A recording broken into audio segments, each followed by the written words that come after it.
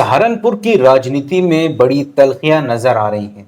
एक तरफ कांग्रेस के सांसद इमरान मसूद तो दूसरी तरफ समाजवादी पार्टी के विधायक आसू मलिक के बीच जुबानी जंग जारी है और उन दोनों के समर्थक भी आपस में पोस्ट और दूसरी तरफ से भी पोस्ट जारी है। लेकिन उस पर हमारे साथ चर्चा करने के लिए आज मौजूद हैं एडवोकेट जाकिर साहब। उस पर क्या नज़रिया रखते हैं और क्या समझ रखते हैं, उसी पर हम लोग आज बात करेंगे। सबसे पहले एडवोकेट साहब, आपका हमारे इस प्लेटफॉर्म पर बहुत बहुत स्वागत है। बहुत बहुत शुक्रिया पत्रकार साहब। अच्छा, जिस तरीके से ज़िले के अंदर एक तरफ इमरान मसूद कुछ कैंप के लिए आसू मलिक के कुछ ऐसा डिस्कशन होता है डॉक्टरों के साथ कि कैंप नहीं लगेगा, उस तरीके से चीज़ें होती है, तो दूसरी तरफ फिर आसू मलिक भी प्रेस वार्ता करते हैं और कहते हैं कि ये पहले से ही मुस्लिम लीडरशिप को नहीं चाहते हैं, उनको आगे बढ़ने नहीं देना चाहते हैं। तो इस पर आप क्या नज़रिया रखते हैं? आप भी सहारनपुर से ही हैं, राजनीति को भी अच्छी तरीके से समझते हैं। देखिए, दोनों के दोनों लीडर जो है, अभी मौजूदा एक एमपी है और एक विधायक है, लेकिन दोनों के बीच में जो दरारें चल रही है, मुझे नहीं पता किस बात को लेकर चल रही है, लेकिन दोनों के दोनों को ये सोचना चाहिए कि आज हमारे देश के जो एक माइनॉरिटी कम्युनिटी है वो किस डायरेक्शन में जा रही है। माइनॉरिटी खासतौर पर आप मुस्लिम्स की मैं बात कर रहा हूँ, किस डायरेक्शन में जा रही है। क्या वहाँ कोई रोजगार की कमी है, बेरोजगारी है, भुखमरी है, नौकरी की बात नहीं कर पाते हैं। उन चीज़ों पे बात ना कर करके वो लोग आपस में इस तरह का डिस्कशन कर रहे हैं कि वो आने वाले समय का 2027 के इलेक्शन की तैयारी कर रहे हैं, जबकि अभी उस मुद्दे पे कोई बात नहीं करनी चाहिए थी। तो आप ये कहना चाह रहे हैं कि मेन मुद्दों से वो ध्यान भटकाने की कोशिश कर रहे हैं? जी बिल्कुल, मेन मुद्दों से ध्यान भटका करके वो दूसरे डायरेक्शन पे लोगों का ध्यान लेके जाना चाहते हैं। अच्छा, जबकि इसका कोई मतलब नहीं होना चाहिए। हालांकि इंडिया गठबंधन में दोनों पार्टी हैं साथ में, लेकिन आपको क्या लगता है इसका फायदा किसको मिलने जा रहा है कि अगर आपस में दरार पैदा होती है इंडिया गठबंधन में, खासतौर पर सहारनपुर के अंदर? देखिए, अगर दोनों का इसी तरह ये लड़ाई झगड़ा चलता रहा तो जाहिर सी बात है यहाँ बीजेपी का फायदा होगा। इस तरह की लड़ाई और झगड़े से और किसका फायदा होगा?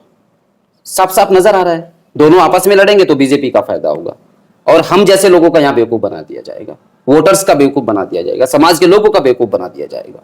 और बना रहे हैं, साफ खुली तौर पर बना रहे हैं।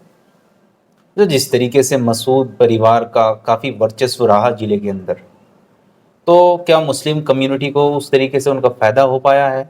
कितना आप फायदेमंद साबित हुए मुस्लिम कम्युनिटी के लिए? देखिए, मैं यहाँ ना मुस्लिम की बात ना कर करके मैं पूरे सभी धर्म के लोगों की बात करूंगा। यहां आज तक किसी का कोई फायदा नहीं हुआ है। सिर्फ एक कम्युनिटी को फायदा हुआ है कि उसका विधायक बना दिया गया, उसका जिला पंचायत बना दिया गया है, उसका एमपी भी बना दिया गया है। लेकिन अगर आप प्रॉपर मुस्लिम कम्युनिटी की बात करेंगे तो अभी तक जब से ये लोग राजनीति में, किसी का कोई फायदा नहीं हुआ है और ना ही कोई फायदा होने वाला है। किसी का कोई फायदा नहीं हुआ, ना ही कोई फायदा होने वाला है। अच्छा, इस बात से आप कितना सहमत हैं कि मसूद खानदान के लोग दूसरी मुस्लिम लीडरशिप को नहीं देखना चाहते जिले के अंदर? वो साफ साफ तौर पे नहीं देखना चाहते, बिल्कुल भी देखना नहीं चाहते हैं। उनको पता है यदि कोई आपकी बराबर में मुस्लिम खड़ा हो जाएगा तो हो सकता है कल तुम्हारी राजनीति खत्म कर दे। इसीलिए आज तक उन लोगों ने एक दो को यदि कहीं अनजाने में या भूल में या मजबूरी में हो गया तो उन्होंने कहीं ना कहीं उसको सपोर्ट किया है, लेकिन इनडायरेक्टली तरीके से उसको भी हराने की कोशिश की है और किसी भी मुस्लिम कम्युनिटी को आज तक डायरेक्टली तरीके से कोई फायदा नहीं पहुंच पाया है। नहीं, एक तरफ कहते हैं कि हमने हिंदू को भी विधायक बनाया है, नरेश सैनी को बेट से विधायक बनाया है, मसूद अख्तर को देहात विधानसभा सीट से विधायक बनाया है, लेकिन फिर ऐसा क्यों? तो मसूद अख्तर को विधायक बनाया है तो आज मसूद अख्तर कहाँ पे है? उनके साथ साथ घूम रहे हैं, वो तो साथ साथ घूम रहे हैं। आप अंदर से पढ़िएगा कि वो साथ घूम रहे हैं या दिलों से साथ लेके चल रहे हैं उसको। तो ये कहना चाह रहे हैं कि आज दिलों के अंदर आपस में उतनी नफरतें हैं आज भी? जाहिर सी बात है, लेकिन दिख तो रहे हैं साथ हर प्रोग्राम। आप साथ तो मैं भी खड़ा हो जाऊंगा। क्या वो जाकिर को कह देंगे कि हम आपको विधानसभा या किसी और विधानसभा से इलेक्शन लड़वाएंगे? साथ घूमने से ये नहीं होता कि हम आपके साथ खड़े हैं। नहीं, अंदर से उस तरीके की बात आ रही है कि मसूद अख्तर को नपुर से लड़ाएंगे और जो एक एमएलसी साहब है शाहनवाज समाजवादी पार्टी की, आप मसूद अख्तर को लड़ाइए, बहुत अच्छी बात है, लेकिन मसूद अख्तर के अलावा और जो उसकी कम्युनिटी के अब्दुल वाहिद साहब है बूढ़े खेड़े के, उनको आप क्यों नहीं लेके आते? फिरोज आफ्ताब को क्यों नहीं लेके आते? इरशाद चेयरमैन को क्यों नहीं लेके आते? आप दीजिए मेरे को जवाब, दीजिए आप लोग जवाब। इरशाद चेयरमैन भी उन्हीं के साथ है अभी। जाहिर सी बात है, अभी जब वो इमरान मसूद जीत के आए थे तो उनका प्रोग्राम किया था। आप दिलवा दीजिए, टिकट दिलवा दीजिए, बहुत अच्छा, मैं इमरान मसूद के साथ खड़ा होकर वर्करी करूंगा। अच्छा, आसू मलिक के बारे में आपकी क्या सोच है? बाहर से आए हैं और देहात से भी। देखिए, मैं आसू मलिक और इमरान मसूद, मैं दोनों के ही बारे में बात करूंगा और दोनों के ही बारे में आप मेरा इंटरव्यू ले रहे हैं।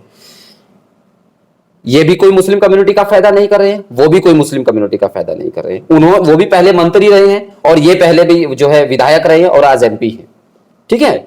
और इनके साथ जो एक लीडर है वो अभी मौजूदा एमएलसी है, और जो आसू मलिक है उनके साथ जो अभी विधायक लगे हैं, पहले एक एमपी लगे हैं और एक विधायक लगे हैं। तो जिन लोगों ने जीतने के बाद अभी अगर आज वो कोई विधायक है या कोई पूर्व एमपी रहे हैं, उन लोगों ने अपने समय रहते हुए मुस्लिम कम्युनिटी को कुछ नहीं दे पाया है, तो वो आगे क्या दे देंगे? अब दूसरी बात यह आती है कि अगर आसू मलिक अपनी राजनीति करने की कोशिश कर रहा है तो ठीक है, करिए, लेकिन पहले जनता को हिसाब देगा एक एक रुपए का कि आपने किया क्या है। इमरान मसूद अगर मुसलमानों की राजनीति करने की कोशिश कर रहा है दोबारा, इलेक्शन 2027 में तैयारी अब से शुरू हो गई है, लेकिन पहले हिसाब देंगे कि आप किसको टिकट दे रहे हैं और किसके पास क्या पद रहे, और आप अपना हिसाब दीजिए कि कितना गवर्नमेंट से पैसा आया, कहां कहां पे आपने लगाया। क्या दे देंगे वो लोग? नहीं दे पाएंगे। बिल्कुल सरासर जनता का, पब्लिक का, वोटर्स का बेवकूफ बना रहे हैं, इसके अलावा कुछ नहीं है। तो जो आपस में कंट्रोवर्सी है, ये क्या लग रहा है आपको, खत्म होने वाली है या चुनाव तक इसी तरह चलने वाली है? देखिए, मैं यहां ये बात कहना चाहूंगा कि हमारे समाज को वो लीडर पैदा करने चाहिए जो आपकी भलाई का काम करे, आपके बच्चों की एजुकेशन की बात करे, तालीम की बात करे, रोजगार की बात करे, उनके राइट्स की बात करे। लेकिन वो सब दोनों तरफ से मुझे नहीं दिख रहा है, ना आसू मलिक की तरफ से दिख रहा है और ना ही इमरान मसूद साहब की तरफ से दिख रहा है। दोनों में से किसी की तरफ से नहीं दिख रहा है। सिर्फ वो एक जुमले, वो एक बयानबाजी जिसका कोई समाज के लोगों को फायदा ही नहीं है, वो जुमले जिसका उनको खुद का फायदा है, वो चल रहे हैं। तो मुझे नहीं लगता कि इस तरह का कोई आगे चल के समाज को कोई बेनिफिट हो सकता है। जिस तरीके से दोनों तरफ से समर्थक आपस में भिड़ रहे हैं, पोस्टों के थ्रू या जुबान के थ्रू, तो मुस्लिम युवाओं के लिए क्या रहने वाला है? इस तरीके की चीजें करनी चाहिए, क्या राय देंगे? मुस्लिम युवाओं को समझना चाहिए कि जो ये अपनी जो राजनीतिक एजेंडे पे जो काम कर रहे हैं, आपस में जो लड़ रहे हैं, अपनी जो अगली तैयारी कर रहे हैं, इनको सोचना चाहिए। मुस्लिम व्यक्तियों को जो फेसबुक के माध्यम से, इंस्टाग्राम के माध्यम से या व्हाट्सएप के माध्यम से खूब इस लड़ाई में मजा ले रहे हैं, उनको सोचना चाहिए कि इन दोनों को ही खत्म कर देना चाहिए। हमें कोई अपने लिए एक ऐसे लीडर तैयार करने चाहिए जो आपके लिए रोजगार की बात करेगा, जो आपके एजुकेशन की बात करेगा, तालीम की बात करेगा, आपके राइट की बात करेगा, कम से कम सरकार से सवाल करेगा।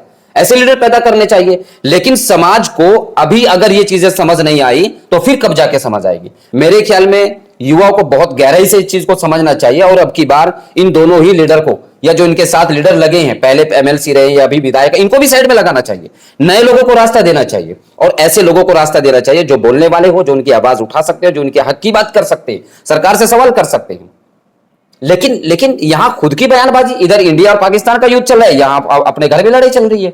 इधर जो है शेखपुरा में डेथ हो जाती है, उसको एक बच्ची का जो है बलात्कार कर दिया जाता है, उसके बाद मार दिया जाता है। यहां इनका झगड़ा चल रहा है।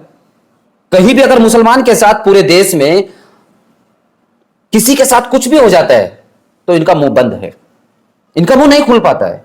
लेकिन आपस में अगर इनकी लड़ाई है तो शायद इनसे बड़े कोई योद्धा नहीं है।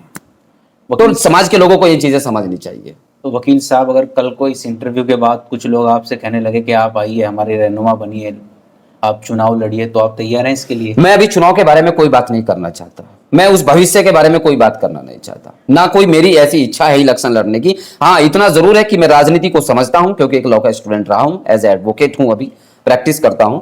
और लेकिन मैं राजनीति को बहुत गहरी से समझता हूं, लेकिन कोई इलेक्शन लड़ने का इरादा नहीं है। और समय पे आने के बाद क्या होगा उसका तो देखो, मुझे भी नहीं पता, आपको भी नहीं पता है, खुदा जाने क्या होगा। तो इसका मतलब राजनीति के लिए कुछ गुंजाइश बाकी है? देखिए, मैं नहीं कह रहा हूं कि मैं इलेक्शन लड़ूंगा, लेकिन मैं ये बात कह रहा हूं कि मैं राजनीति को बहुत अच्छे से समझता हूं, इसलिए सवाल भी कर रहा हूं, इसलिए जवाब भी दे रहा हूं आपके सवालों का।